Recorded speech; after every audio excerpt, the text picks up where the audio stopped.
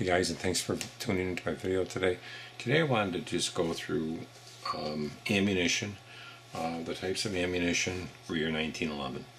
I wanted to bring up a quick thing. The 1911's been around for over 100 years. Initially when the 1911 was built, and when it was designed, and when it was made and was adopted, the main bullet that the gun used was the .45 full metal jacket. Let me show you. You can see, open one of these boxes here, they're all sealed up pretty good. Well, get one over here. Okay, pull out some of these perfectas. Okay, so here is a 45 ACP full metal jacket, FMJ. This is the 230 grain full metal jacket, FMJ bullet. Okay, meaning full metal jacket. The full metal jacket bullet was designed, and the Colt was the main gun that they used to carry back then, the military. Colt 1911. John Browning, invented the gun. Was carried because of its stopping power. 230 grains, okay, bullet, which was a heck of a bullet, okay? It stopped 99% of whatever it hit. It would go through clothes, it would break bones, so it was a very, very effective bullet that they used for years. Then they decided to move to the 9mm for reasons of Geneva Convention. They wanted to adopt the NATO 9mm round, and because some of the troops and stuff couldn't handle the .45. Special Forces still used the .45. Colt just had an order for 100,000 .45 1911s for the military, which they received in certain parts. They're thinking of changing over the gun that they used in the military. Whether that happens, we'll see. Okay, so let's get back to the 1911. What you see in front of you is a 1911. Now, they make a lot of different bullets for 1911s. They make your self-defense hollow points. They make your zombie type bullets, which have like a little piece of plastic in the middle of them. They make your regular just .45 auto full metal jacket. They make bullets that fragmentation bullets, which are high performance, and these particular bullets, they fragment. Okay, they just explode if they hit a wall, so they don't really go through something, and they're supposedly no danger to somebody. Or you can get the Hornadies. Hornady makes 200 plus Ps. That's what these are, 200 grain plus Ps, which is plus P. The plus rating means there's more powder in the cartridge. They make plus P and plus Ps. So plus Ps are real hot, plus Ps are hot. And then they make some of the crazy bullets, like the multiple impact bullets. You can see these have 3 shreds that break apart and spin. Okay, so they have stuff like this. Okay, and they make, your standard, and this is just your standard full metal jacket bullet that I'm showing you. I'll show you a hollow point so you see what a hollow point looks like. Okay. Here's a hollow point. Here's a full metal jacket. Hollow point meaning there's a hole in it. This particular one has little cuts, so when it hits, it spreads out like a pipe plate and gives most of its energy up into the expansion. This one here will not expand, it'll keep going. This one you'll get better penetration. This one will stop faster. Supposedly the idea behind it, this will develop all the shock without the penetration. This will keep penetrating, break a bone, hit an artery. Probably in the long run this will probably cause more damage, because it's going to go through, if it hits a bone, it will go through the bone, whereas the hollow point is going to be stopped by a bone. Now let's go ahead and show you how this technology when we refer to a gun, especially the 1911, to show you why we mainly always talk about, you know, having, the full metal jacket over the hollow point. And for that, I'm going to have to take this gun apart, and I will. So let's lay some of the ammunition to the side. Okay, get this out here. And this is, like I say, it's a 1911. It's just a different model. It comes apart a little differently. I have a dummy round in it. See? Okay, it's not a live round. Okay. And we'll go ahead and take this apart here. This is a little different the way this gun comes apart, but all your 1911s usually are pretty standard how they come apart. This is just a little different. Okay, so nothing mystical about this. You line it up, you have a little takedown bump there. That's right under there. You can see underneath it, part of the slide is in there. There's a little pen here. You press that, it comes right out. Okay, you have your pen out. Okay, so pick them out. And let's go ahead and take out the slide. And we're going to go ahead and show you a few things here. So as we take the slide off the gun, we're going to focus down here. We can see the frame, okay? For this we also have to pull the barrel out, so I'm just going to take the barrel out so you can see this. We're going to show you. Okay, so here's the barrel. The barrel sits in the gun, basically something like this, okay? See that?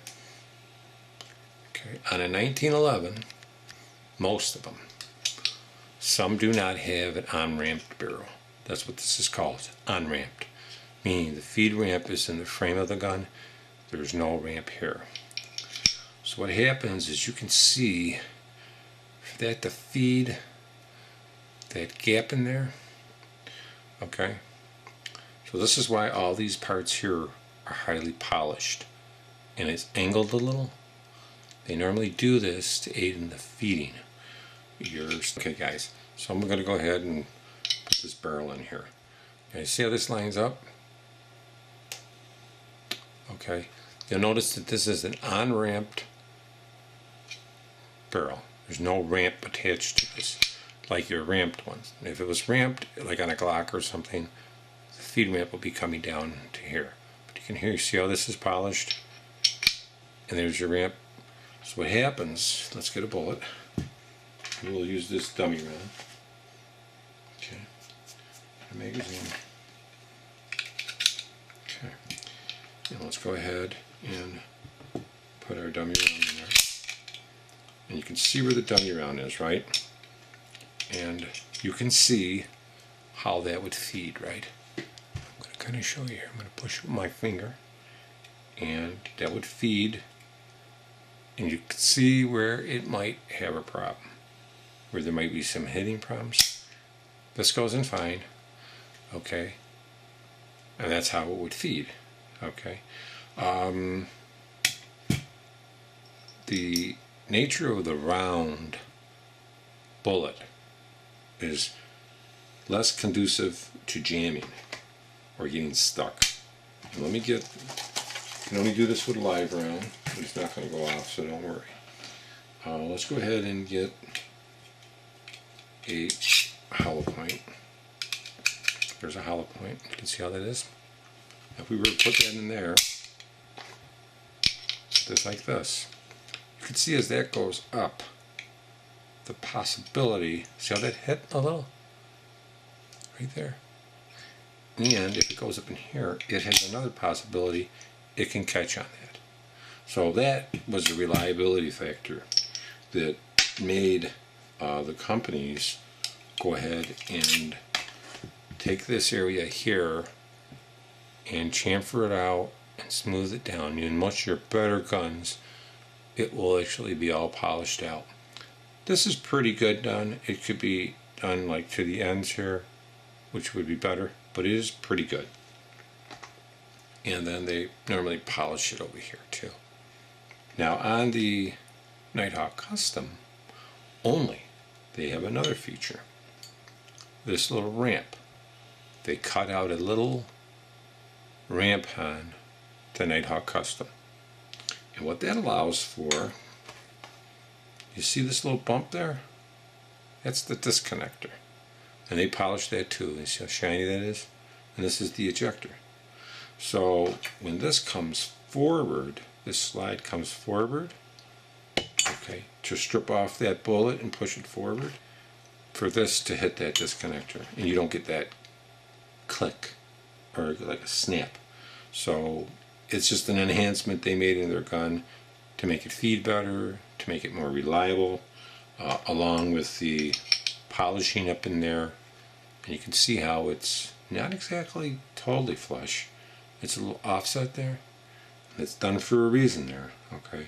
Because we want that bullet to come up and not hit. Like I say, a round bullet always is going to feed better than a hollow point. That's just the way it is. And that's why some companies like Hornady, they make these zombie maxes. Get them out of the box. And you'll see on here, they actually put some polymer in here. And this is less likely when it's feeding in that chamber to get caught up and hit. So, you know, those are good features, good designs, or whatever you want to say on a gun. So let's go ahead and, well, actually on a bullet, let's go ahead and put it back together, because it's pretty much, we're done with that. But, you know, it's, with the ammunition, you know, it's really normally critical on what you use in your gun. And I do like, see, like this particular 1911, this whole thing holds itself in. And all you have to do is just, you just wiggle that a little, and this is going to fall right into the gun, and we'll put the pin right in. It's pretty easy to actually put this back together. It makes it even easier. And you just kind of just push it forward. Make sure the barrel's in there.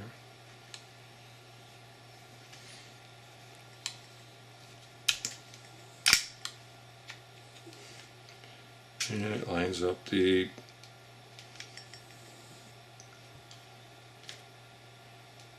hole for the takedown. And you're pretty much done. You would line this up. Line up your, where your takedown spot is, that little like round portion. Press it on. Barrel back, or the slide back. This part will fall out. And I always put a dummy round in there, so let me get my dummy round. Since I have two, we'll put both of them back in there.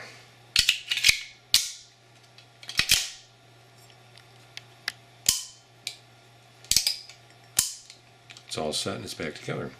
So, you know, I wanted to, you know, just bring that up about ammunition. Like I say, there's a lot of different type of ammunition in the open market today. Defensive, the Hornady 200 grain plus P's are fine. It's great ammunition. You could get with the Zombie Max, the 185 grain, those Z-Maxes. Those are kick-ass bullets. For just target shooting stuff, I use normally a lot of the ECO or the Federal Value Pack, 100 packs, 230 grain. But you'll notice all the bullets that I'm showing you, especially for the target ones, are usually always 230 grain. And they're usually full metal jacket. And that, you know, for a defensive round, these are great. But like I say, feeding, they can have some feeding issues, just like any ammunition can have feeding issues. So I wanted to bring that up. Thanks for watching my video. There is another ammunition that you might not see much. It's called the RBCDs. And these are like a full metal jacket, They're 90 grain total fragmentary soft point bullets. Probably about $40 a box. They're kind of rare bullets. I have them, those two. So there's a lot of ammunition you can get for your guns. Different types, different manufacturers. A lot of that's going to just be, you're going to have to decide on what you want to use on it. But myself, 230 grain full metal jackets, probably the recommended load for a 1911. And don't forget, a lot of the guns that people go out and shoot, like match grade guns, they use your 9mm. They usually a full metal jacket like 115 grain. So it's just going to give you better feeding ability. And they're very good stoppers. I mean, they're going to stop the target that you want to stop with no problem at all. So thanks a lot, guys, for tuning in, and appreciate your time.